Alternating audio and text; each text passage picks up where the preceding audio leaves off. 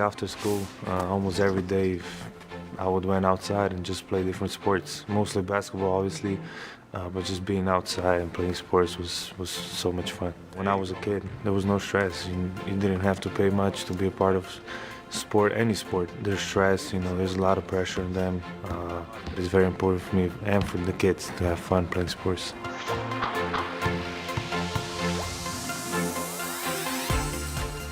How to be a kid again. No stress. What is that like? Luka Doncic joining us now as the ambassador for Take Back Sports. That's an initiative that is aimed at increasing access to play for young athletes. It also aligns very close with your foundation. Why is this important to you? It's very important, especially looking back of how my childhood went. As I mentioned in previous interviews, like I always went out playing sports, having fun, and it was all about playing basketball and just not think of anything, no pressure, just playing sports. Well, you've created something called the Total Hoops approach. What exactly is that, Luka, and what are you hoping to achieve? Kids come here, Total Hoops approach. It basically means what the words means. Just here, kids without pressure, having fun, practicing.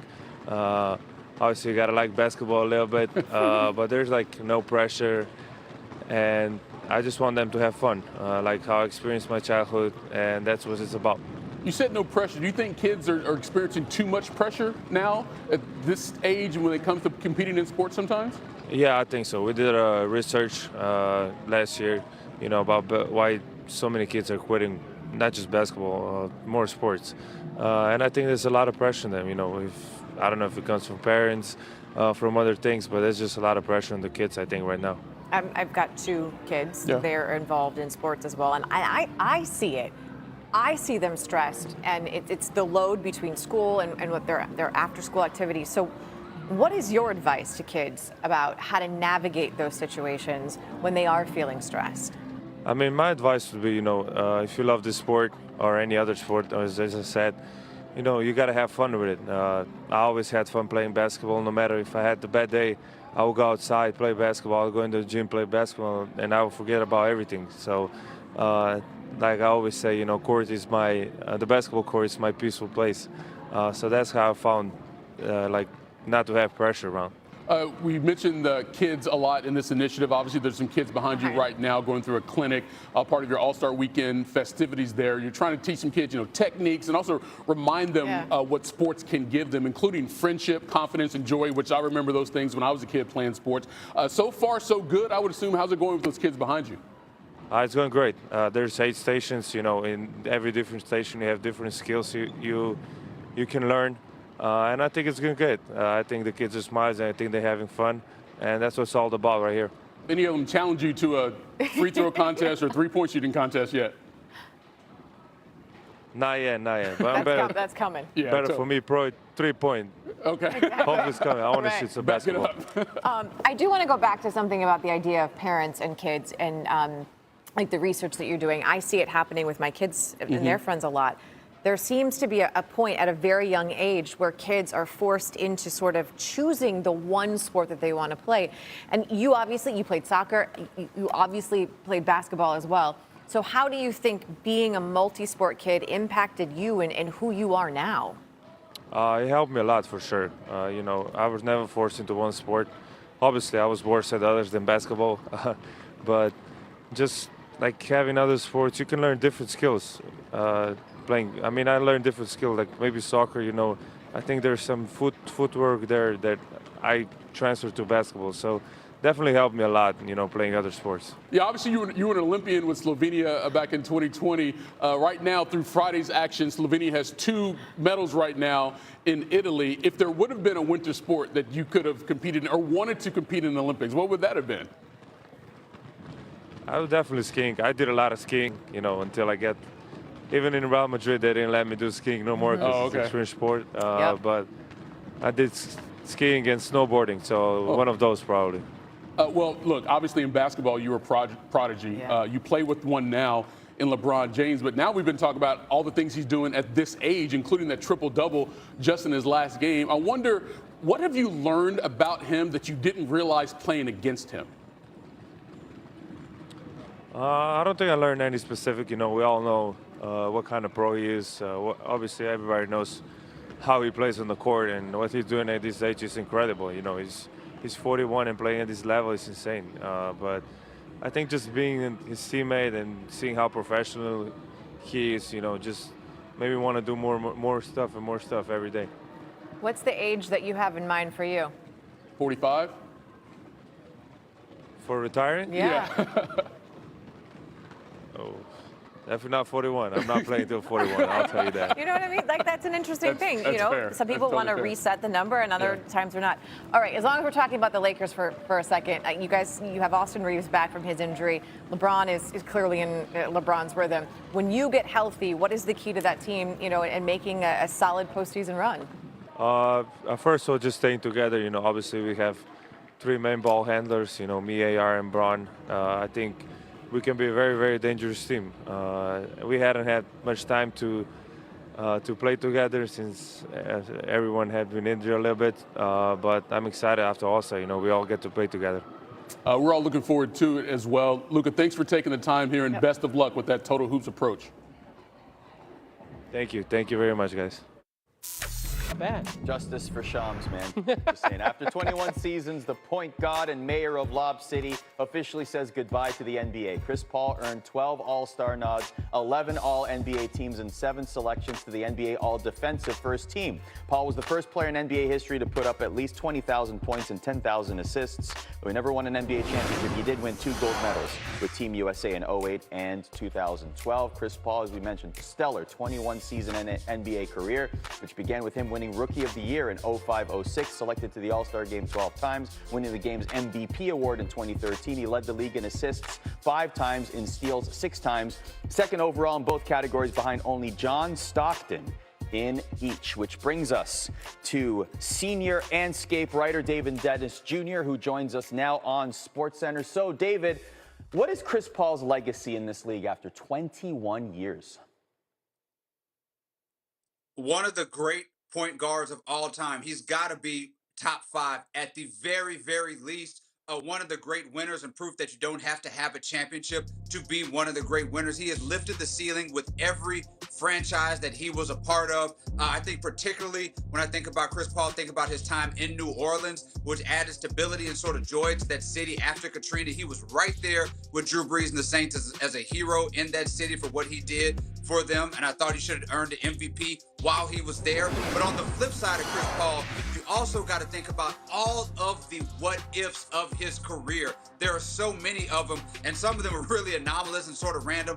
What if his trade to join Kobe Bryant wasn't vetoed? What if he didn't get hurt in the first round in 2016 with the Clippers? What if they didn't blow a 3-1 lead in 2015? What if he doesn't get hurt against the Warriors when he's with the Rockets and they're up 3-2? There are just so many ways that his career could have gone. And even in spite of that, he is still one of the great players that we have ever seen in NBA history. That's a great point. A lot of people would say that it's a shame that Chris Paul never won an NBA championship. Speaking of the NBA, let's turn our attention there now. It's Valentine's Day, David, so let's play a game called Love Me or Love Me Not. I'll give you a statement about the second half of the season, and you tell us if you love it or not. First statement is the Lakers will make a second half surge. Love it or not? Lakers, it's not you, it's me. I gotta block you, gotta leave you on red. We can't do this no more. As a love me not, absolutely for this Lakers team. They kind of played above themselves in the first half, believe it or not, because they won so many of these clutch games. They really were kind of a 500 team. If you look at all the metrics and analytics that they had, I know they had a bunch of injuries, but there's no reason to believe that this team is suddenly going to be all the way healthy in the second half of the season, given LeBron's age, given some of the health history with Luka and things like that. They've been getting blown out basically in all of their losses. They cannot beat a lot of the better teams, the above 500 teams. I think that this Lakers is going to continue to be a middle of the pack team fighting to stay out of the play-in for the rest of the season.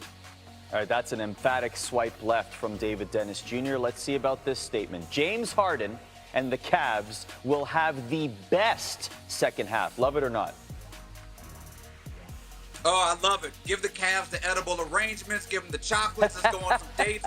all these things with this Cleveland Cavaliers squad. I do think they're going to improve simply for the fact that they improved in one of the most important roster spots. One of the problems that the Cavs had was that Darius Garland was just struggling with his health. Now you have a guy in James Harden who is just better right now. And him and Darius and Donovan Mitchell are playing well together. Donovan Mitchell in the 3 games, no, it's a small sample size. He's at 32 points.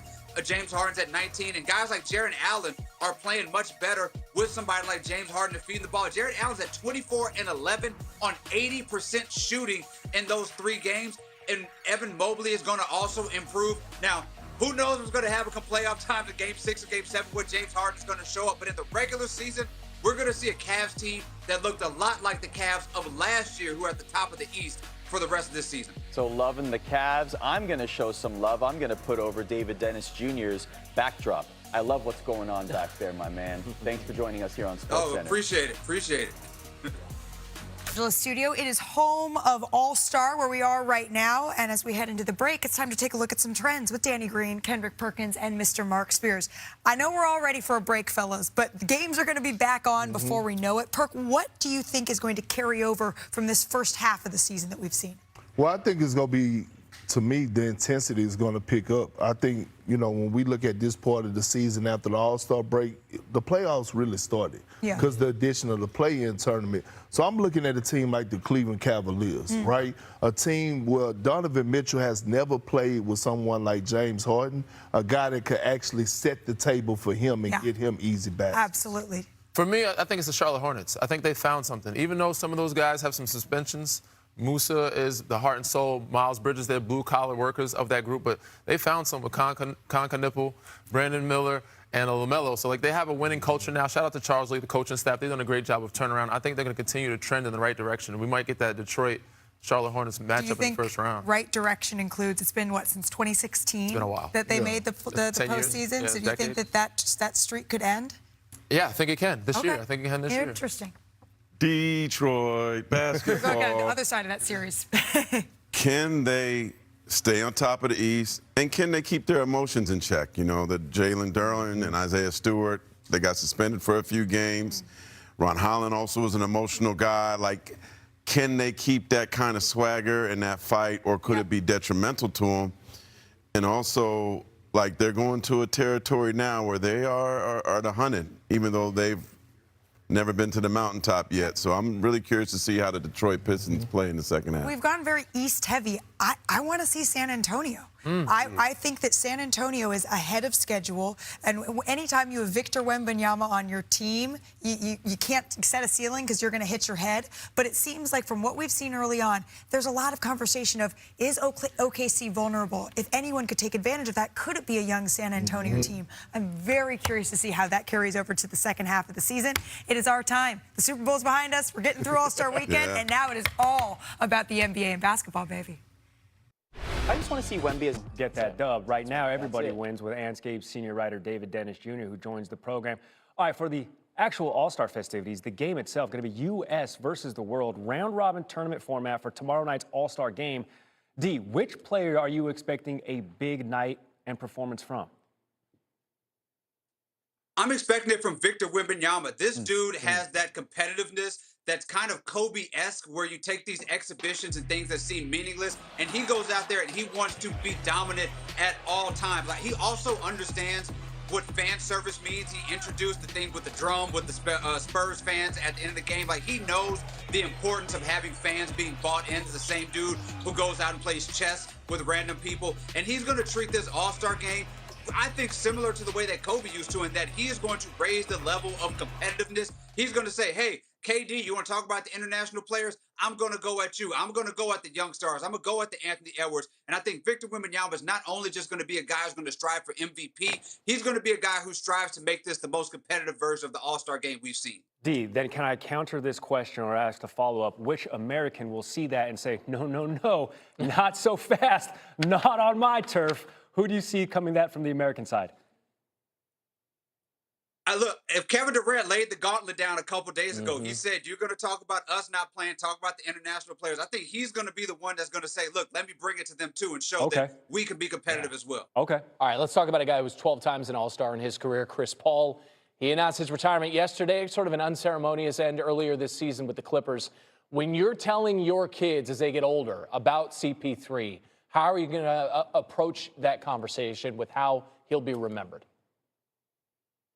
One of the great point guards of all time, a relentless winner, even if it's a nuisance to other players. Like, I remember him also as the guy who tell the refs when an opponent does not have his shirt tucked in so he can get a technical foul free throw. Like, that's the kind of guy he is. But when you talk about Chris Paul, everywhere he went, he raised the ceiling for that team to a championship level, or if they weren't expected to be a championship, to a legit playoffs. But you also have to talk about Chris Paul and the what ifs, the things that could have happened. What if he got traded to the Lakers to play with Kobe? What if he doesn't have an injury in round one with the Clippers in 2016 or blow a 3-1 lead against Houston in 2015? What if they don't get injured against the Warriors? There's so many what ifs in his career, and even in spite of that, he is one of the greatest point guards we have ever seen. His first player to get 20,000 points while also having 10,000 assists. That is David Dennis Jr., who we hear that we're going to get to hang out with up here in Bristol here next week. We'll see. And if not, remains to be seen.